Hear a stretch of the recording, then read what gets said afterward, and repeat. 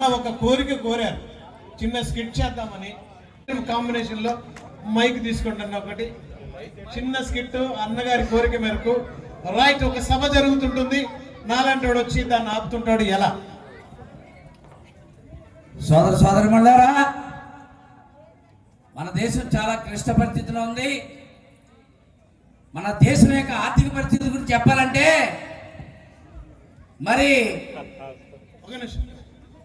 ఏ బాబు, AP 27A 2678 car ఎవరిది? అక్కడ తీసేయండి, పక్కకు తీసేయండి. పోలీసు వారు అడుగుతున్నారా? తీసేయండి.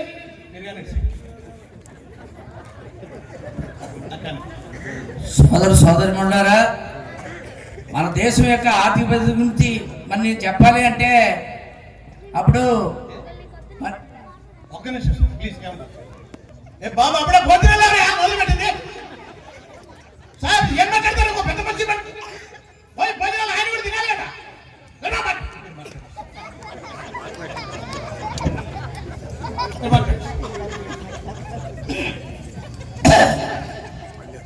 సోదరిమల్లారా, మన దేశం యొక్క ఆర్థిక పరిస్థితి గురించి చెప్పాలంటే ఎవరే డోనర్ సీట్ లో కూర్చుంది? ఆ ప్రెస్ సీట్ లో కూర్చుంది ఎవరు? డొనేషన్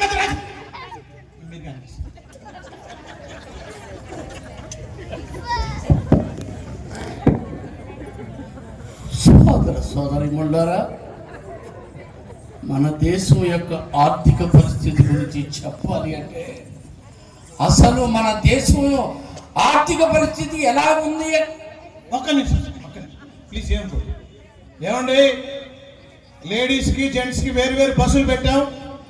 వెళ్ళేటోళ్ళు ఉంటే లేడీస్ బస్సులో మగోళ్ళు ఎక్కుతున్నారు, మగోళ్ళు ఎక్కువ. ఆధార్ కార్డులు ఉన్నా ఎక్కడ? అందులో ఆధార్ కార్డులో తిరగండి. ఏమంటారు మీరు? పెద్ద మనిషి పెట్టుకొని మీరు కానీ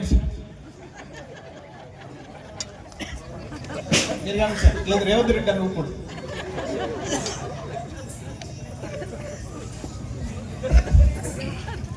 సోదరులారా, మన దేశం యొక్క ఆర్థిక పరిస్థితి గురించి చెప్పాలి అంటే మరి మన ఆర్థిక పరిస్థితి చాలా దారుణంగా. ఒక నిమిషం ఏడమాకమ్మా, చూసుకోవాలి ముందే. చిన్న పిల్లాడు తప్పిపోయాడు, తల్లిదండ్రులు వచ్చి గొడవ పెడుతున్నారు ఇక్కడ ఇందాక నుంచి. మరి ఆ పిల్లాడు తప్పిపోయాడు, తల్లిదండ్రులు తప్పిపోయారు తెలియదు సార్. ప్లీజ్ మీరు దొరికితే ఇక్కడ తీసుకురండి ప్లీజ్. పిల్లల్ని చూసుకోవాలా దగ్గర, చిన్న పిల్లలు వదిలి పెడతారు బయటికి. మీరు కానీ కాల్చింది ఈ అబ్బా కడుపు కాదా? ఇందాక నుంచి అక్కడేమో కారు అడ్డొచ్చింది, తర్వాత ఏమో పిల్లల పస్తులలో మళ్ళీ భోజనాలు అంట.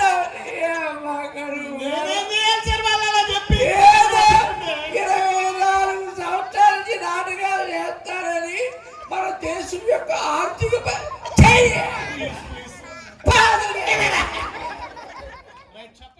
చాలా ఈరోజు నిజంగా నాకు చాలా మంచి రోజు.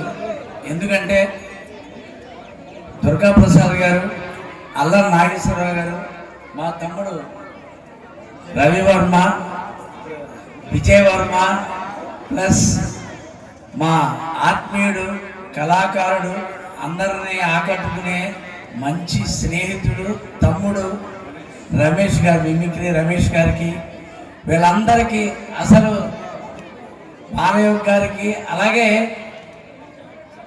ఈ సర్పంచ్ గారు ఎక్కడ ఉన్నారు, సర్పంచ్ గారికి, దుర్గాప్రసాద్ గారికి, అలాగే మీకు అందరికీ, ఈ నాటకోత్సవాలు జరుపుతున్నటువంటి కమిటీ మెంబర్స్ అందరికీ కూడా నేను నా హృదయపూర్వక కృతజ్ఞతలు తెలియజేస్తున్నాను.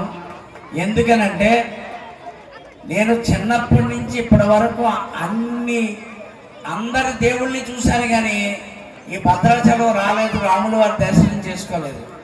ఈరోజు వీళ్ళందరి దయ వల్ల ఆ భగవంతుని ఆశీస్సులు నాకు వచ్చినందుకు మీకందరికీ నిజంగా నా శిరస్సు వంచి నమస్కరిస్తున్నాను. అయితే విషయం ఏంటంటే, ఇప్పుడు నేను ఎక్కువ మాట్లాడినా మీకు పెద్ద ఇదేం లేదు. నేను నాటకాలు చూడలేకపోయాను. నాటకం అంటే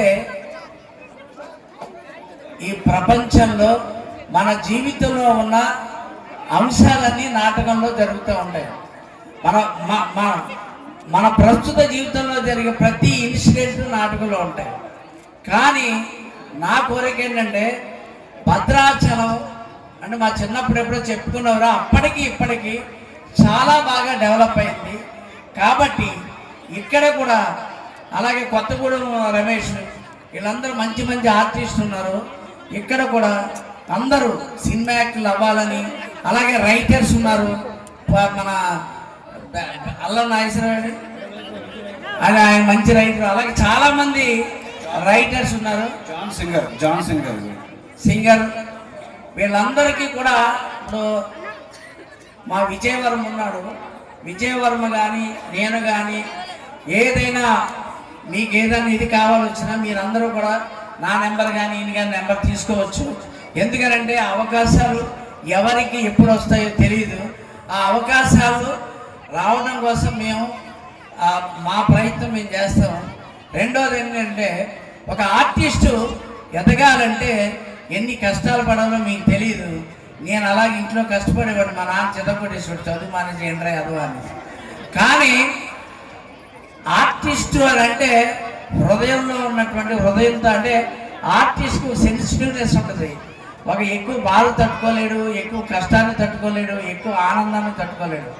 కానీ ఈ భద్రాచలంలో ఇంతమంది నాటకోత్సవాలకి ఇంతమంది హాజరయ్యారంటే మీరు మామూలు ప్రేక్షకులు కాదు.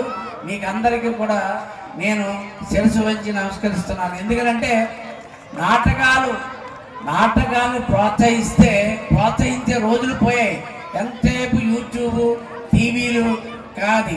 కానీ ఇక్కడ ఇంతమంది కళాకారులు, అక్కడ రావులపాలెంలో కూడా అలాగే ఆర్థర్ కాటన్ నాటకోత్సవాలు జరుగుతూ ఉంటాయి.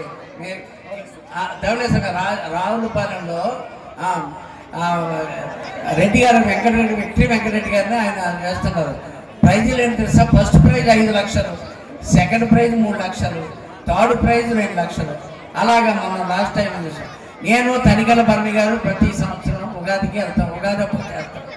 అలాగే మీరు 24 సంవత్సరాలు చేశారంటే నిజంగా మీ అందరి ఓపికకి జోహార్లండి. చాలా చాలా చాలా చాలా థ్యాంక్స్. మన ఇంట్లో మన బాధ్యతలు నిర్వహిస్తూ, మన ఉద్యోగం నిర్వహిస్తూ, అందరినీ అన్వయించుకుంటూ మనం మళ్ళీ నాటకాలు వేసి, ఎంతో కష్టం నాటకాలు వేసి అందరికీ వినోదాన్ని పంచడం అనేది మీకు ఆ భగవంతుడు మీకు అందరికీ ఆశీస్సులు, ఆ ఆరోగ్యాలు ఇవ్వాలని మనస్ఫూర్తిగా కోరుకుంటూ నాకు ఈ సన్మానం చేసినందుకు మీకు అందరికీ నా హృదయపూర్వక కృతజ్ఞతలు తెలియజేసుకున్నాను. Thank you very much. ఈ ప్రేక్షకుల తప్పట్లే మాకు ఎవరు దైవాలు కదా. ఆ సమయం ఇప్పుడే అర్థమైనట్టుగా ఉంది ఈయనకి, సురేష్ గారికి.